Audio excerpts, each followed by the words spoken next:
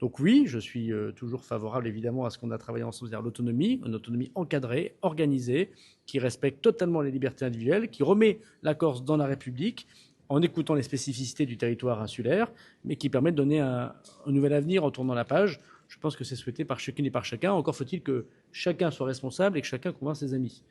Si le gouvernement de Michel Barnier est tombé et si nous sommes allés jusqu'à la dissolution, c'est parce qu'il y a eu des députés, notamment élus en Corse, qui ont voté la censure du gouvernement et qui ont voté contre les textes du gouvernement. Je rappelle que les députés, qu'on pourrait qualifier de nationalistes, ils ont voté la censure, mais ils ont aussi voté contre la loi immigration, alors qu'il me semblait que les Corses avaient demandé beaucoup de fermeté en matière migratoire. Et j'ai toujours été trouvé un peu étonnant le petit côté Janus qui consiste à réclamer l'autonomie rapidement et à empêcher le gouvernement de la donner. Donc je rappelle, notamment aux parlementaires élus en Corse, que plus ils soutiendront le gouvernement, avec nos différences, plus ils auront des ministres stables et un gouvernement stable qui pourront enfin mener à bien le travail qu'on a mené pendant plus de 3 ans à la demande du président de la République sur une autonomie de la Corse dans la République. Cette autonomie, je voudrais rappeler en 3 mots ce que c'est. Évidemment, c'est très important. C'est le fait qu'on reconnaisse une communauté insulaire particulière, mais qu'il ne s'agit pas du peuple corse reconnu.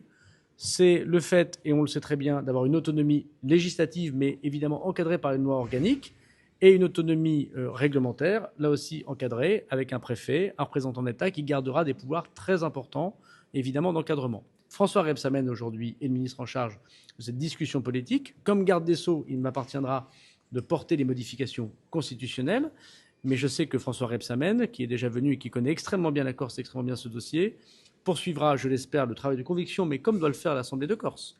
Et j'ai évoqué Gilles Simeoni, notamment dans l'opposition au gouvernement, pour que ce soit très rapidement, je l'espère, adopté. En tout cas, le président de la République le souhaite.